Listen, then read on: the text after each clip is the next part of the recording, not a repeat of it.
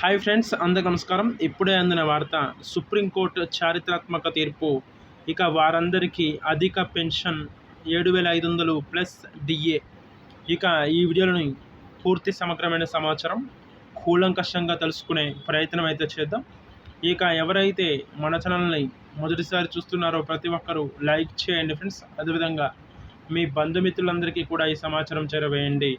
అదేవిధంగా ప్రతి ఒక్కరూ కామెంట్ చేయండి. ఇక మర్చిపోకుండా మన ఛానల్ని సబ్స్క్రైబ్ చేసుకొని బెల్ ఐకాన్ని యాక్టివేట్లో ఉంచుకున్నట్లయితే ప్రభుత్వాలు తీసుకొచ్చే ముఖ్యమైన సమాచారం ఎప్పటికప్పుడు వీడియో రూపంలో కానీ లేదా నోటిఫికేషన్ రూపంలో కానీ రావటం అనేది జరుగుతుంది. కావున ఫ్రెండ్స్ అందరూ కూడా మర్చిపోకుండా మన ఛానల్ని సబ్స్క్రైబ్ చేసుకోండి. ఇక ఈరోజు వీడియోలోని ముఖ్యమైన సమాచారం అయితే ఆలస్యం చేయకుండా వెళ్ళిపోయినట్లయితే, ఇక ఫ్రెండ్స్ అందరూ కూడా ఎవరైతే మన ఛానల్ని చూస్తున్నారో ఈ వీడియోని ఎక్కడా స్కిప్ చేయకుండా చివరి వరకు చూడండి ఫ్రెండ్స్. అప్పుడే ఈ వీడియోలోని పూర్తి సమాచారం మీరు తెలుసుకునే అవకాశం అయితే ఉంటుంది. కాబట్టి ఇక ఈరోజు వీడియోలోని ముఖ్యమైన సమాచారానికి అయితే వెళ్ళిపోదాం. ఇక ఉద్యోగుల పెన్షన్ పథకం కింద కనీస నెలవారీ పెన్షన్ను ప్రస్తుతం ఉన్న 1,000 రూపాయల నుండి 7,500కు పెంచాలని చాలా కాలంగా డిమాండ్ చేస్తున్న ఈపీఎస్ 95 పెన్షనర్ల ఉద్యమం మరోసారి కేంద్ర ప్రభుత్వంపై ఒత్తిడి పెంచే దిశగా ముందుకు సాగుతుందని కూడా పేర్కొనవచ్చు. ఇక దేశవ్యాప్తంగా ఉన్న ఈపీఎస్ 95 పెన్షనర్లు తమకు గౌరవప్రదమైన జీవితం గడపడానికి సరిపడే కనీస పెన్షన్ ఉండాలని కోరుతూ చాలా సంవత్సరాలుగా వివిధ రూపాల్లో తమ ఆందోళనలను వ్యక్తం చేస్తున్నారని కూడా పేర్కొనవచ్చు.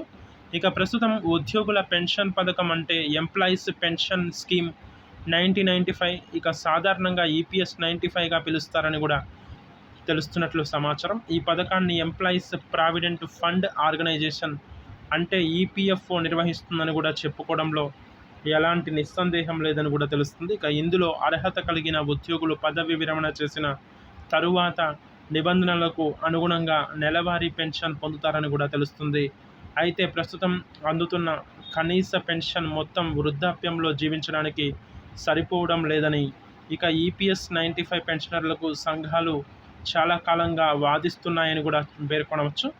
ఇక ఒకప్పుడు 1,000 రూపాయలతో కొంతమేర అవసరాలు తీర్చుకునే పరిస్థితి ఉన్న ప్రస్తుతం అదే 1,000 రూపాయలతో ఒక కుటుంబం లేదా వృద్ధుడు నెలవారీ ఖర్చులు నిర్వహించడం చాలా కష్టంగా మారిందని పెన్షనర్లు ఆవేదన వ్యక్తం చేస్తున్నారని కూడా చెప్పుకోవడంలో ఎలాంటి నిస్సందేహం లేదని కూడా తెలుస్తుంది. అందుకే కనీస నెలవారీ పెన్షన్ను 7,000 రూపాయలు 7,500కు పెంచాలని ఈపీఎస్ 95 జాతీయ ఆందోళన కమిటీ డిమాండ్ చేస్తున్నట్లు కూడా తెలుస్తుంది. ఇక ఈ రూపాయలు 7,500 డిమాండ్తో పాటు కరువు భత్యం అంటే డిఏను కూడా పెన్షన్తో కలిపి అందించాలని పెన్షనర్లు కోరుతున్నారని కూడా తెలుస్తున్నట్లు సమాచారం.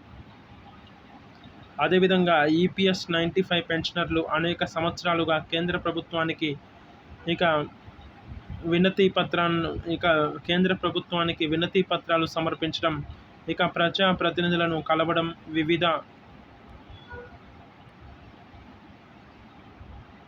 వివిధ రాష్ట్రాల్లో సమావేశాలు నిర్వహించడం, ఇక శాంతియుత నిరసనలు చేపట్టడం వంటి అనేక కార్యక్రమాలు చేపట్టినట్లు కమిటీ పేర్కొంటుందని కూడా తెలుస్తుంది. ఇక ప్రభుత్వ సమస్యను పరిశీలిస్తామని చెప్పడం మాత్రమే కాకుండా వృద్ధాప్యంలో ఉన్న పెన్షనర్లకు వాస్తవంగా ఉపయోగపడే నిర్ణయం తీసుకోవాలని వారు కోరుతున్నారని కూడా తెలుస్తున్నట్లు కూడా సమాచారం. ఇక మొదటి ప్రధాన డిమాండ్ కనీస నెలవారీ ఈపీఎస్ 95 పెన్షన్ను రూపాయలు 7,500కు పెంచాలని కూడా పేర్కొన్నట్లు కూడా తెలుస్తుంది. ఇక మూడవ డిమాండ్ ఈపీఎస్ 95 పెన్షనర్లు మరియు వారి జీవిత భాగస్వాములకు మెరుగైన వైద్యం సదుపాయాలు కల్పించాలని కూడా పేర్కొన్నట్లు కూడా తెలుస్తున్నట్లు సమాచారం. ఇక నాలుగవ డిమాండ్ అర్హత కలిగిన రిటైర్డ్ ఉద్యోగులకు అధిక పెన్షన్కు సంబంధించిన ప్రయోజనాలను న్యాయపరమైన మరియు ప్రభుత్వ నిబంధనల ప్రకారం అందించాలని కూడా పేర్కొన్నట్లు కూడా తెలుస్తుంది. ఇక అంతేకాకుండా సుప్రీంకోర్టు తీర్పులు మరియు వాటి అమలుకు సంబంధించిన నిబంధనల ప్రకారం ఎవరు అర్హులో వారికి తగిన ప్రయోజనాలు అందేలా చర్యలు తీసుకోవాలని పెన్షనర్ల సంఘాలు కోరుతున్నాయని కూడా తెలుస్తుంది. అందుకే పెన్షనర్లు 7,500 కనీస పెన్షన్ను కోరుతున్నారని కూడా తెలుస్తుంది. అందువల్ల పెన్షన్ పెంపు నిర్ణయం తీసుకోవడం అనేది కేవలం ఒక ఉత్తర్వు జారీ చేయటం మాత్రమే కాదు, దానివల్ల ప్రభుత్వంపై పడే దీర్ఘకాలిక ఆర్థిక ప్రభావాన్ని కూడా ప్రభుత్వం పరిశీలించాల్సి ఉంటుందని కూడా తెలుస్తున్నట్లు కూడా సమాచారం. ఇక ఎవరైతే మన ఛానల్ని మొదటిసారి చూస్తున్నారో ప్రతి ఒక్కరూ లైక్ చేయండి ఫ్రెండ్స్. లైక్ చేయటం ద్వారా రాష్ట్రాల వ్యాప్తంగా, ప్రాంతాల వ్యాప్తంగా, దేశాల వ్యాప్తంగా ఉన్న కొన్ని వేల కోట్ల మంది పెన్షనర్లందరికీ కూడా ఈ సమాచారం చేరుకునే అవకాశం అయితే ఉంటుంది. కాబట్టి ఫ్రెండ్స్ అందరూ కూడా లైక్ చేయండి. అదేవిధంగా మీ స్నేహితులకి, బంధువులకి, ఇరుగు పొరుగు వారికి, శ్రేయోభిలాషులకు, మిత్రులందరికీ కూడా ఈ సమాచారం చేరవేయండి. ప్రతి ఒక్కరూ కామెంట్ చేయండి.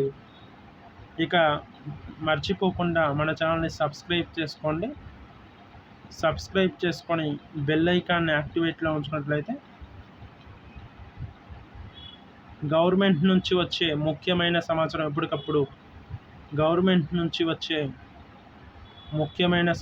ఎప్పటికప్పుడు వీడియో రూపంలో కానీ లేదా నోటిఫికేషన్ రూపంలో కానీ రావటం అనేది జరుగుతుంది. కావున ఫ్రెండ్స్ అందరూ కూడా చూసినట్లు వెళ్ళిపోకుండా, చూసిన వెంటనే ప్రతి ఒక్కరు కూడా మన ఛానల్ని సబ్స్క్రైబ్ చేసుకోగలరని కోరుకుంటున్నాను.